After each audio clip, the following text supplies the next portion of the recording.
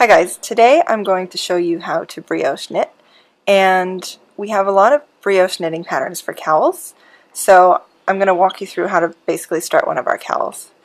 We're going to cast on 18 stitches because we want the cowl to be about 7 inches wide, and that's just kind of the gauge that we have for this yarn. If you need to cast on more or less stitches, then just make sure that you always have an even number of stitches, or that you cast on an even number of stitches, because the pattern repeat is this 2-stitch repeat. The thing that's really special about this pattern and these cowls is that there's no border, so there's no sort of knit or purl border around here, so that's why you have to get the right number of stitches on. 4, 6, 8, 10, 12, 13, 14, 15, 16, 17, 18, and when you cast on, you want it to be pretty loose because we're gonna do some pretty interesting stuff here. The first row is kind of different than all the other rows because it's just setting you up. So the first row is, you're always going to hold your yarn in front, and you're going to slip as if to purl, and then you're going to knit one, and then you have to bring the yarn back in front. So there we go. So I've got my yarn in front, slip as if to purl, and this is why you've got to have your stitches pretty loose, and then we're going to knit one, and we knit it. There we go, and then the yarn has ended up in the back, so we bring it back round to the front, slip as if to purl, and knit one, bring the yarn back in front. Oh, pull some more yarn here, slip,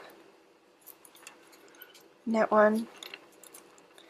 So this is the first row, and this kind of sets up the pattern, the stitch pattern here.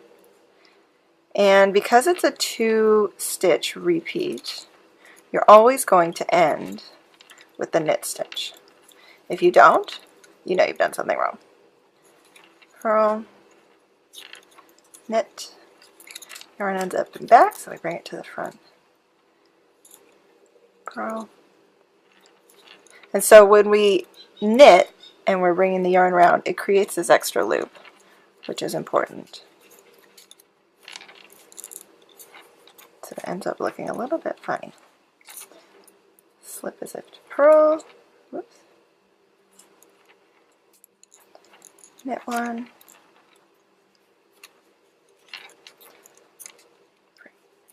Flip. Knit one. Oops. Stab through my yarn. Okay. Bring that yarn back in front. Slip. And knit.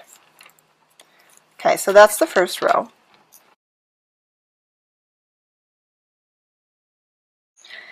So row 2, again, you're holding your yarn in front. You're going to slip one, and then you're going to knit 2 together. And then you're going to slip one and knit 2 together. So we're always holding our yarn in front. And so these are our 2 loops here. So it's the knit stitch plus that sort of other one that got pulled over the top. And so when you're knitting, just want to knit nice and loose. And then we got to bring this in the front. Going to slip this one as if to purl.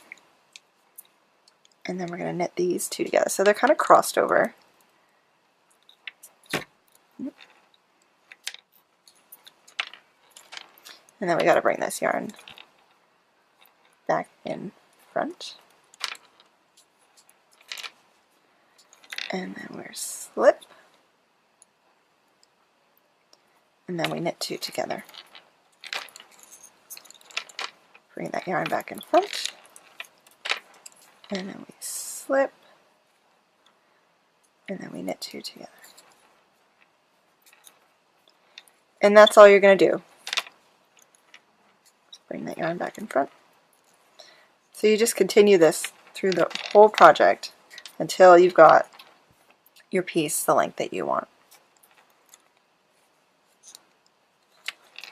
And then once it's the length that you want, you can sew it up, you can sew buttons onto it, or you can just leave it kind of as a long scarf. The brioche has a lot of, kind of pulls out quite wide. Has a lot, it's very soft and bouncy.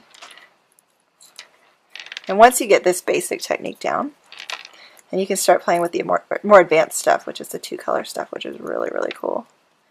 You kind of end up with a color in the front and a color in the back. So there we go. So that's row 1 and row 2, and all you do is flip it over and repeat that second row again.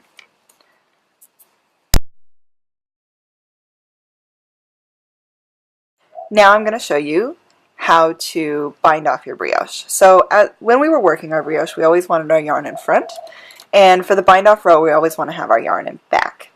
So we're going to slip 1 as if to purl, and then we're going to knit 2 together, and then you just take that first stitch and pass it over that stitch you just knitted. Then we're going to slip 1 as if to purl, and then you take that knitted stitch and put it over that slip stitch. And then we're going to knit 2 together, and then we pass this stitch over. So you're just following your pattern. So this is the slip as if to purl, and as you go you just pass that stitch over. This is knit 2 together, and that's it. So you just keep the yarn in the back the whole time, continue with your rhythm, passing each stitch off as you go. Knit 2 together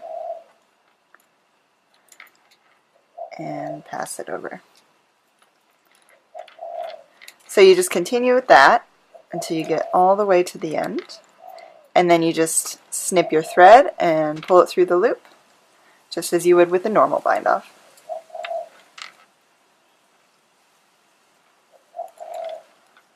Slip.